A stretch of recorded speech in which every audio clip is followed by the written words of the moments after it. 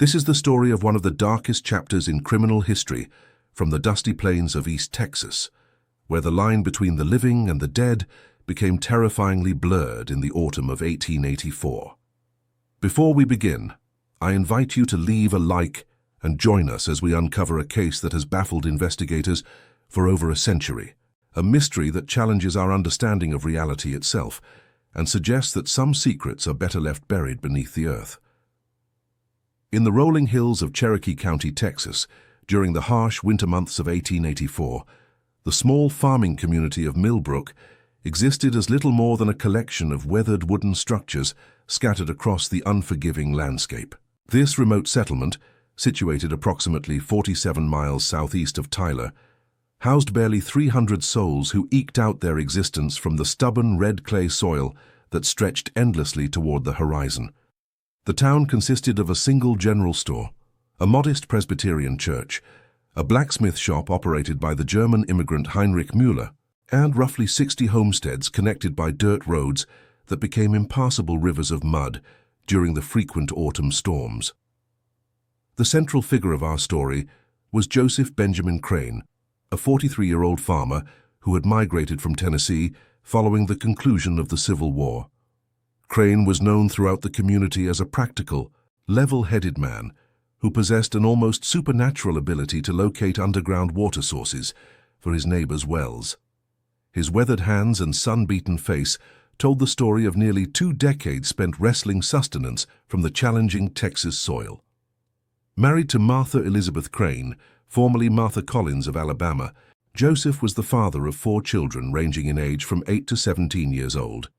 According to records preserved in the Cherokee County Historical Society archives, the Crane family owned a modest 120-acre plot located 3 miles north of the main settlement, where they successfully cultivated cotton, corn, and maintained a small herd of cattle. The events that would forever alter the peaceful existence of Millbrook began on the morning of October 15, 1884, when Joseph Crane approached Sheriff William Harrison Coleman with a most unusual complaint. Documents from the Cherokee County Sheriff's Office discovered in 1967 during the renovation of the old courthouse reveal that Crane appeared visibly distressed as he reported hearing distinct human voices emanating from beneath the ground on his property. These were not the typical sounds one might associate with settling earth, underground streams, or burrowing animals, but clear, articulate human speech that seemed to originate from depths far below the surface. Sheriff Coleman, a veteran lawman who had served the county faithfully for over 15 years, initially dismissed Crane's account as the product of an overwrought imagination or perhaps the effects of consuming contaminated well water. However, the sheriff's skepticism began to waver when Martha Crane arrived at his office 3 days later, corroborating her husband's extraordinary claims with additional disturbing details. According to her sworn testimony, preserved in the October 1884 edition of the Cherokee County Gazette, Martha described hearing multiple distinct voices, including those of men, women, and what appeared to be children, all calling out in apparent distress from somewhere deep beneath their property. The voices, according to both Joseph and Martha Crane, followed a consistent pattern that began each evening precisely at sunset and continued intermittently throughout the night until dawn. The sounds were most audible near a small depression in the earth located approximately 200 yards northeast of their main house, in an area that had previously been unremarkable pastureland. Joseph described the voices as sometimes pleading, sometimes screaming, and occasionally engaging in what sounded like conversations among themselves, though the words remained frustratingly indistinct despite their apparent clarity as human communication. Dr. Nathaniel Pemberton, the only formally trained physician within a 50-mile radius of Millbrook, examined both Joseph and Martha Crane on October 20, 1884. His medical notes, discovered in the basement of the old Millbrook Medical Clinic in 1973 by Dr. Robert Hayes during a historical research project, indicate that both patients exhibited signs of severe sleep deprivation and acute anxiety, but showed no evidence of mental illness, intoxication, or auditory hallucinations that might explain their shared experiences. Dr. Pemberton noted that their descriptions of the phenomena remained remarkably consistent across multiple interviews conducted over several weeks. The situation escalated dramatically when the Crane children began reporting similar experiences. 16-year-old Sarah Louise Crane told her teacher, Miss Adelaide Thompson, that the voices had begun calling her name specifically, urging her to come closer to the depression in the earth. According to school records maintained by the Cherokee County Board of Education, 14-year-old Thomas Joseph Crane reported seeing shadowy figures moving near the area during daylight hours, though they would vanish whenever he attempted to approach them directly. Even 8-year-old Rebecca Ann Crane, the youngest member of the family, began experiencing nightmares about people trapped underground who desperately needed help escaping their earthen prison. Word of the Crane family's unusual experiences spread rapidly throughout the tight-knit community of Millbrook, creating divisions among the residents regarding the validity of their claims. Pastor Jeremiah Whitfield of the Millbrook Presbyterian Church initially suggested that the family was experiencing divine visions, possibly warning them of some impending spiritual significance. However, his position changed dramatically after he agreed to spend one full night on the Crane property to investigate the phenomenon personally. According to Pastor Whitfield's detailed letter to the Presbyterian Synod of Texas, dated November 2, 1884, and preserved in the denominational archives at Austin Seminary, his night-long vigil convinced him that the voices were genuine, but represented something far more sinister than divine intervention. The pastor described hearing what he characterized as the tortured cries of souls in torment, and reported experiencing an overwhelming sense of dread and malevolence emanating from the depression in the earth. His letter specifically mentions hearing his own deceased father's voice calling to him from below the surface, despite his father having died in Pennsylvania more than a decade earlier. The local newspaper, the Cherokee County Gazette, initially approached the story with journalistic skepticism, but editor Samuel Morrison found himself compelled to investigate further when multiple respected community members began corroborating aspects of the Crane family's account. Morrison's articles, published between October and December of 1884, document a growing list of witnesses who reported experiencing similar phenomena while visiting the Crane property. These witnesses included Heinrich Müller, the blacksmith, who claimed to hear German voices speaking in his native dialect, and Deputy Sheriff Marcus Thompson, who reported hearing what sounded like Civil War soldiers calling for medical assistance. The mystery deepened when Joseph Crane decided to excavate the area where the voices seemed most concentrated. Using assistance from several neighbors, including the young farmer William McCready and the general store owner Benjamin Foster, Crane began digging in early November of 1884. According to detailed accounts preserved in both McCready's personal diary and Foster's business ledger, which served as an informal community record, the excavation revealed increasingly disturbing findings as the men worked deeper into the earth. At a depth of approximately 6 feet, the diggers encountered what appeared to be fragments of human bone, though Dr. Pemberton's examination could not determine their age or origin definitively. More troubling, however, was the discovery of personal effects that seemed to span different historical periods. The items recovered included a Spanish colonial coin dated 1763, a brass military button consistent with Mexican Army uniforms from the 1840s, a child's wooden toy carved in a style typical of early American settlers, and most disturbing of all, a tarnished silver locket containing a daguerreotype photograph of a young woman that several elderly residents claimed to recognize as resembling people who had disappeared from the area over the previous decades. As the excavation progressed to depths of 8, then 10, then 12 feet, the voices grew noticeably louder and more agitated. Joseph Crane reported that they seemed to be responding directly to the digging activities, sometimes calling out encouragement to dig deeper and set us free, while at other times screaming warnings to leave us buried and go away before it's too late. The contradictory nature of these messages created considerable debate among the community members who had gathered to witness the excavation. William McCready's diary entries from this period, discovered in 1981 by his great-granddaughter during the cleaning of the family's old homestead, provide particularly vivid descriptions of the excavation's psychological impact on the participants. Macready wrote extensively about experiencing vivid dreams featuring the people he believed were trapped underground, describing detailed conversations with individuals who claimed to have been buried alive at various points throughout the region's history. These dreams were so realistic that Macready began to feel personally responsible for rescuing the buried individuals, leading to his decision to continue digging despite growing concerns from other community members. The excavation was abruptly halted on November 28, 1884, when William Macready disappeared during what was supposed to be his final night of digging.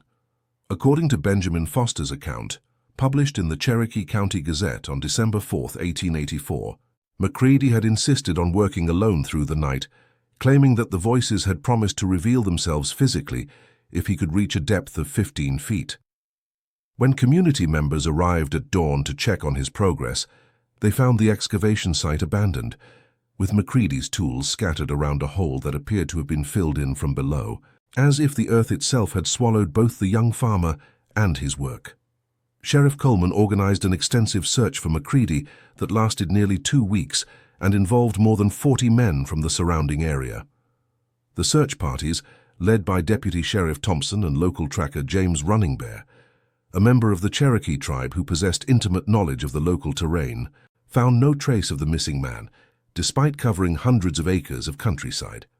Most disturbing, according to Deputy Thompson's official report, the searchers frequently reported hearing Macready's voice calling for help from underground locations throughout the search area, though digging at these sites revealed nothing but ordinary soil and rock. The disappearance of William Macready marked a turning point in the community's response to the phenomena at the Crane property. What had begun as curious skepticism evolved into genuine fear, particularly after several search party members reported experiencing their own encounters with underground voices at locations far from the original site. James Running Bear told Sheriff Coleman that the voices seemed to be spreading, moving beneath the earth like an infection that could affect new areas simply through the act of focused listening.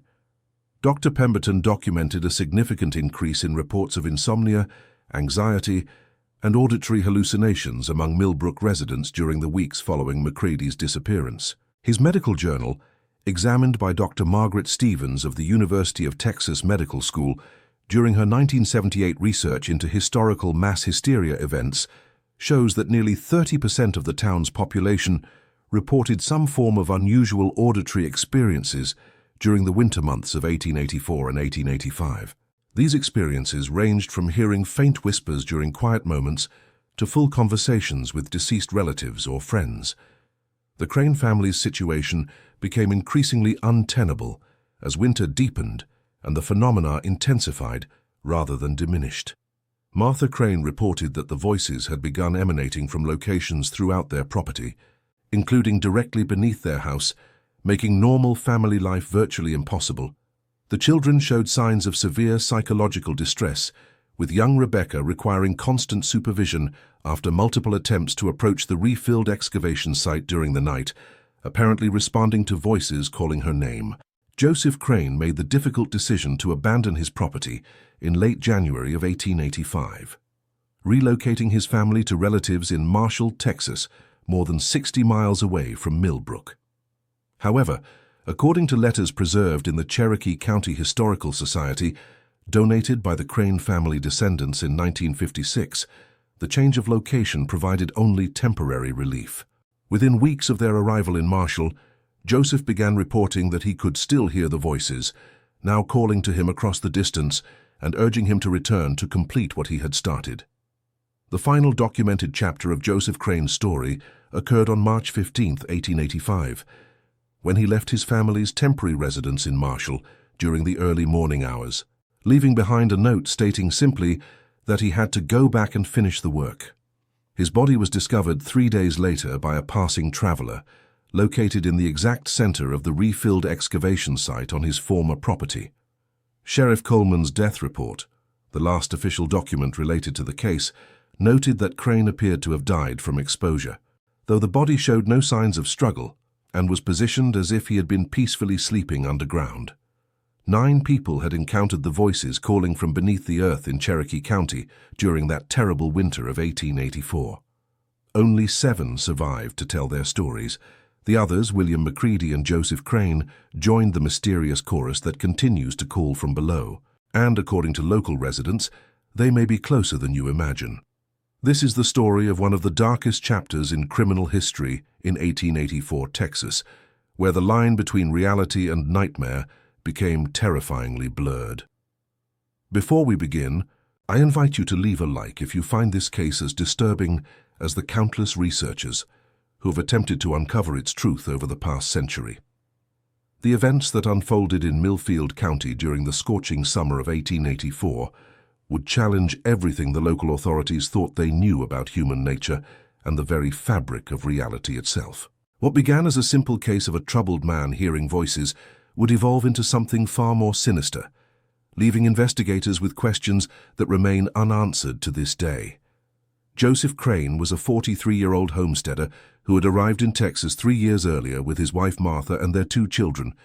Seeking the promise of fertile land and a fresh start, the family had settled on a modest plot, 12 miles southeast of what is now Millfield, in an area that locals referred to as Devil's Hollow due to its peculiar acoustic properties and the unsettling way sounds seemed to carry across the landscape at night. According to records preserved in the Millfield County Historical Society, Crane was described by neighbors as a steady, reliable man with no history of mental illness or erratic behavior.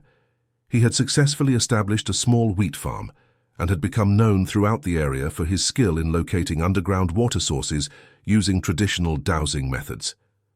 This particular talent would prove to be both his blessing and his curse. The first documented incident occurred on June 14, 1884, when Crane approached his neighbor Samuel Morrison, claiming he could hear voices calling to him from beneath his property. Morrison's journal, discovered in 1967 during the renovation of the old Morrison homestead, provides our earliest detailed account of Crane's disturbing claims. Morrison wrote that Crane appeared haggard and sleep-deprived, insisting that the voices had been calling to him for 3 consecutive nights, always beginning precisely at midnight and continuing until dawn. What made Crane's claims particularly unsettling was his insistence that the voices were not merely sounds or hallucinations, but actual conversations he could engage with. He told Morrison that the voices belonged to people trapped underground, desperately pleading for rescue. Most disturbing of all, Crane claimed he recognized some of the voices as belonging to travelers who had passed through the area in recent months, but had never been seen leaving. Dr. Edmund Blackthorne, the county's only physician at the time, was summoned to examine Crane on June 16th. Blackthorne's medical notes, housed in the Texas State Archives, reveal a man struggling to maintain his sanity while grappling with an inexplicable phenomenon. The doctor noted that Crane showed no signs of fever, intoxication, or obvious mental disturbance during daylight hours. However, Blackthorne agreed to spend a night at the Crane homestead to observe the patient's behavior firsthand. What Dr. Blackthorne witnessed that night would haunt him for the remainder of his life. According to his detailed report to Sheriff Walter Grimm, the doctor observed Crane become increasingly agitated as midnight approached. At exactly 12 o'clock, Crane suddenly became alert and began walking to specific locations around his property, kneeling down and appearing to conduct conversations with unseen individuals below ground. Most chilling was Blackthorne's observation that he too began to hear faint sounds emanating from beneath the earth, though he could not make out distinct words or voices. The doctor described these sounds as a low, persistent murmuring that seemed to move beneath the ground, following Crane as he walked from spot to spot. Blackthorne noted that his medical instruments detected unusual vibrations in the soil and that his compass needle spun erratically when placed near the areas where Crane claimed the voices were strongest. The situation escalated dramatically on June 22nd, when Martha Crane fled the homestead with her children, seeking refuge at the Morrison farm. According to Morrison's journal, Martha arrived in a state of near hysteria, claiming that the voices her husband heard had begun calling her name as well. She reported that the sounds were becoming louder and more insistent, and that she had begun to see movement in the shadows around their home during the midnight hours. More disturbing still were Martha's claims that their livestock had begun behaving strangely. Horses refused to graze in certain areas of their property, and their milk cow had died suddenly after venturing too close to what Joseph identified as the strongest source of the underground voices. The family dog, a normally brave and loyal animal, had begun cowering in the house after sunset and would howl piteously whenever Joseph ventured outside during the midnight hours. Sheriff Grimm's investigation records, preserved in the county courthouse basement, reveal that he initially suspected Crane of mental breakdown or deliberate deception. However, his skepticism began to waver when he conducted his own overnight surveillance of the property on June 25th. Grimm's official report states that he observed Crane exhibiting behavior consistent with genuine responses to external stimuli, though the sheriff himself could detect only faint, indistinct sounds that might have been attributed to wind or settling earth. What convinced Grimm that something genuinely unusual was occurring was his discovery of disturbed soil in the exact locations where Crane claimed to hear the voices most clearly. Despite the fact that the ground appeared undisturbed on the surface, careful excavation revealed that the earth beneath had been loosened recently, as if something had been moving through underground tunnels or chambers. Most unsettling of all, Grimm reported finding fragments of clothing and personal effects buried in the loose soil, items that appeared to belong to recent travelers through the area. The sheriff's investigation took on new urgency when he confirmed that at least 6 individuals who had been seen passing through Devil's Hollow in recent months had never reached their intended destinations. These missing persons included a traveling preacher named Reverend Thomas Ashworth, 2 prospectors heading to California, a family of 3 from Arkansas seeking land further west, and a circuit judge who had been traveling between county seats. Grimm organized a systematic excavation of the Crane property beginning July 1st, bringing in volunteers from surrounding homesteads and borrowing mining equipment from a nearby operation. What they discovered defied rational explanation and would be documented in newspapers from Austin to Chicago before the authorities suppressed further coverage of the case. Beneath the Crane property, workers uncovered an extensive network of natural caves and passages that appeared to have been recently occupied. The chambers contained evidence of human habitation, including makeshift bedding, personal belongings, and most disturbing of all, scratches and carvings on the cave walls that appeared to be desperate attempts at communication by trapped individuals. Dr. Heinrich Zimmermann, a geologist from the University of Texas who was brought in to examine the underground system, reported that the cave network was far more extensive than initial surveys had suggested. His preliminary findings, published in the September 1884 issue of the Texas Scientific Journal, described a complex system of interconnected chambers that extended for miles beneath the surface, with acoustic properties that could carry sound over considerable distances. Zimmermann noted that the caves showed signs of recent excavation and modification, with passages that appeared to have been deliberately widened and connecting tunnels that showed tool marks consistent with human construction. Most puzzling were chambers that appeared to have been designed as holding areas, with evidence of prolonged human occupation and desperate attempts to escape. The investigation took a sinister turn when workers discovered human remains in the deeper sections of the cave system. County Coroner William Hayes identified the remains of at least 4 individuals, including what appeared to be the missing prospectors and members of the Arkansas family. However, the condition of the remains raised disturbing questions about the circumstances of their deaths. Hayes's autopsy reports, sealed by court order and not made public until 1923, revealed that the victims had not died from natural causes, accident, or conventional violence. Instead, the evidence suggested they had been kept alive in the caves for extended periods, with signs of prolonged malnutrition and evidence that they had been moved between different chambers in the underground system. Most chilling were Hayes's observations about the victims' final hours. The positioning of the remains and evidence found with the bodies suggested that they had been aware of their impending fate and had attempted to communicate with the surface world through vocal calls that would have been audible to sensitive listeners like Joseph Crane. The revelation that Crane had been hearing the actual voices of dying victims rather than supernatural phenomena might have provided a rational explanation for the case, except for several factors that defied logical explanation. First, The timeline of Crane's reports of hearing voices extended back months before several of the victims had even entered the area.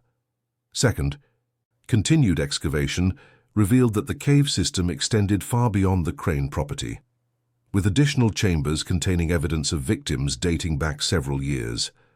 Most disturbing of all was the discovery that someone or something had been systematically using the cave network to capture and hold victims, with evidence of a sophisticated understanding of the underground system and its acoustic properties. The caves showed signs of ongoing maintenance and modification, with fresh tool marks and recently constructed barriers that suggested the perpetrator was still active. Sheriff Grimm's investigation expanded to include examination of similar disappearances in neighboring counties, revealing a pattern of missing travelers that stretched back to 1881 and extended across a wide area of central Texas. In each case, the disappearances had occurred near areas with known cave systems or unusual geological formations, and several locations had generated reports from local residents about strange sounds coming from underground. The case reached its climax on July 18th, when Joseph Crane himself disappeared during the night, despite being under constant surveillance by Sheriff Grimm's deputies. The circumstances of his disappearance would puzzle investigators for decades and add another layer of mystery to an already inexplicable case. Deputy Marshal James Crawford, who was on duty that night, reported that Crane had been sitting peacefully on his porch when he suddenly stood and walked directly to one of the excavated cave entrances. Crawford followed at a distance, watching as Crane descended into the cave system without hesitation, as if responding to a summons only he could hear. When Crawford attempted to follow, he found that Crane had vanished completely, despite the fact that the deputy was only minutes behind him. A search of the known cave passages revealed no trace of Crane, though searchers reported hearing faint voices calling from unexplored sections of the system that were too narrow or dangerous to access.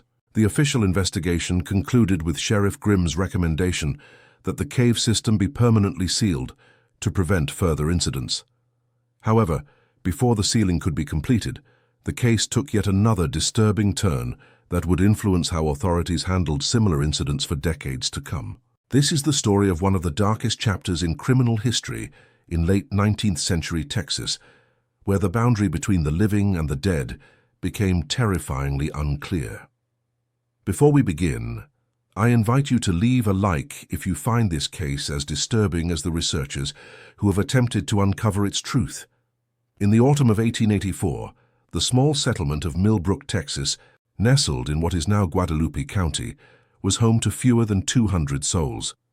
This isolated community, surrounded by dense oak groves and limestone caves, would become the epicenter of one of the most perplexing cases in American criminal history.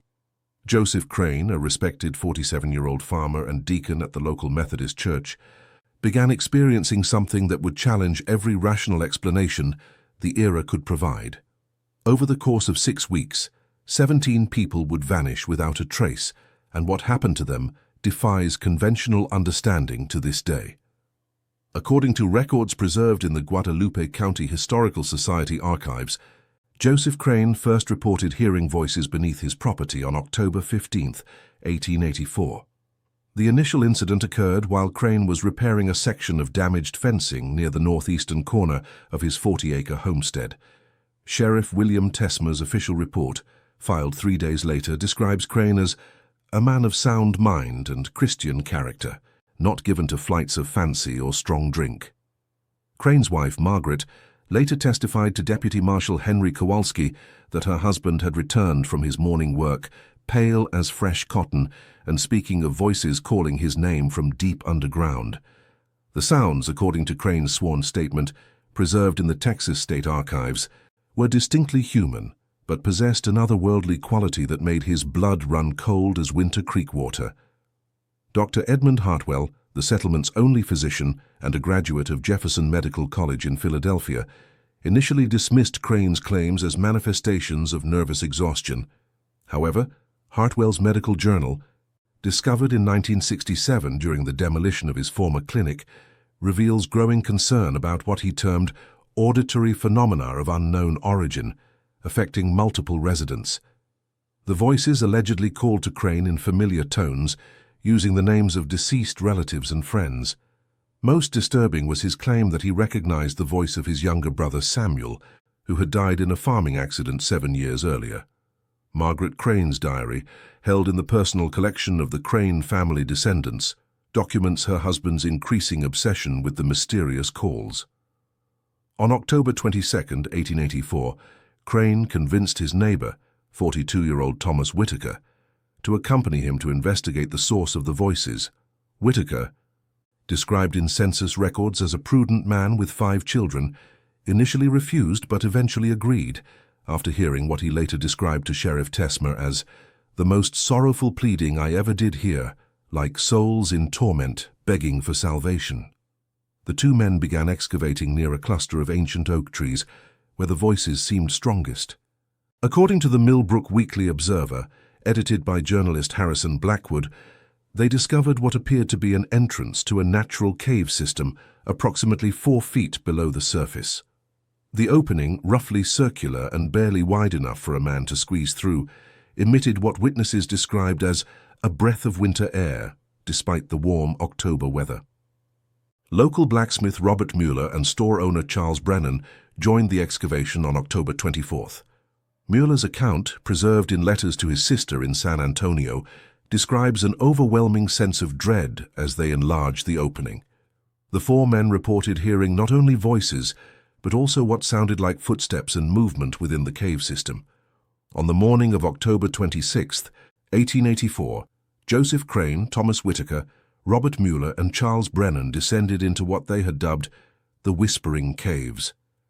They carried rope, lanterns and provisions for what they anticipated would be a brief exploration. According to Margaret Crane's testimony, her husband promised to return before sunset. They never emerged. Sheriff Tesmer organized a search party the following day, but the cave entrance had mysteriously collapsed, leaving no visible opening. The search party, which included 12 men from the settlement and surrounding farms, found no trace of the missing men despite 3 days of intensive excavation. Dr. Hartwell's medical journal entries from this period reveal his growing conviction that the disappearances were connected to what he termed subterranean acoustic anomalies. His notes describe interviewing 17 different witnesses who claimed to have heard voices emanating from various locations throughout the area. The case took a darker turn when Reverend Michael O'Sullivan of the local Methodist Church reported that parishioners were experiencing shared nightmares featuring the missing men. These dreams, documented in O'Sullivan's correspondence with church officials in Austin, depicted the 4 men trapped in an extensive underground network, calling desperately for rescue. On November 8, 1884, Margaret Crane herself reported hearing her husband's voice calling from beneath their home. Her sister, Elizabeth Porter, who was staying with the widow, corroborated these claims in a letter to their mother in Galveston. The 2 women described hearing Joseph's voice pleading for help from what sounded like directly beneath the kitchen floorboards. Sheriff Tesmer's investigation expanded to include consultation with geological experts from the University of Texas. Professor James McKinnon, a specialist in limestone cave formations, arrived in Millbrook on November 12th. His preliminary report, filed with the Texas Rangers, acknowledged the presence of extensive cave systems throughout the region, but found no evidence of recent disturbance at the Crane property. However, McKinnon's private correspondence, discovered in university archives in 1973, tells a different story. In a letter to his colleague Professor William Drexel, McKinnon described experiencing auditory hallucinations during his investigation and reported an overwhelming compulsion to dig at various locations throughout the settlement. The situation reached a crisis point on November 15th, when 13 additional residents of Millbrook, including Margaret Crane, vanished overnight. Their disappearances followed the same pattern. Witnesses reported hearing familiar voices calling from underground, followed by an irresistible urge to investigate. Dr. Hartwell, increasingly convinced that the phenomenon represented some form of mass hysteria, attempted to document what he termed sympathetic auditory contagion. His final journal entry, dated November 20, 1884, describes his own growing susceptibility to the mysterious voices. He wrote, "I begin to understand the terrible compulsion that has claimed my neighbors, The voices are not merely heard but felt, resonating through bone and sinew with promises of reunion and revelation. The remaining residents of Millbrook abandoned the settlement within 2 weeks. The official county records, preserved in the Guadalupe County Courthouse, show the last tax payment from the area dated December 1st, 1884. In 1963, Dr. Patricia Kenworth, a professor of psychology at Rice University, began the first comprehensive academic investigation of the Millbrook disappearances. Her research, funded by a grant from the National Institute of Mental Health, aimed to analyze the case as an example of collective delusion in isolated communities. Dr. Kenworth's initial findings, published in the Journal of Abnormal Psychology in 1964, supported the mass hysteria hypothesis. However, her subsequent fieldwork revealed disturbing inconsistencies in the historical record. Soil analysis conducted by Texas A&M University geologists confirmed the presence of extensive cave networks beneath the former settlement, including several openings that had been deliberately sealed with limestone blocks. The sealed entrances contained inscriptions that university linguists identified as a mixture of English and symbols resembling pre-Columbian petroglyphs found throughout central Texas. Carbon dating of organic material found near these sealed openings produced dates ranging from 1884 to 1887, suggesting that sealing operations continued for several years after the initial disappearances. Dr. Kenworth's research team, which included graduate students Michael Torres and Susan Hartford, spent the summer of 1965 conducting intensive archaeological excavation of the former Crane property. Their work was funded by additional grants from the Smithsonian Institution and the American Anthropological Association. The team's most significant discovery came on July 23, 1965, when they uncovered a chamber approximately 15 feet below the surface, containing personal effects belonging to the missing residents. These items, including Joseph Crane's pocket watch and Margaret Crane's wedding ring, showed no signs of deterioration, despite their underground location for over 80 years. More disturbing were the journal pages found scattered throughout the chamber. Written in multiple handwritings identified as belonging to the missing persons, these documents described their experiences in what they termed the endless tunnels.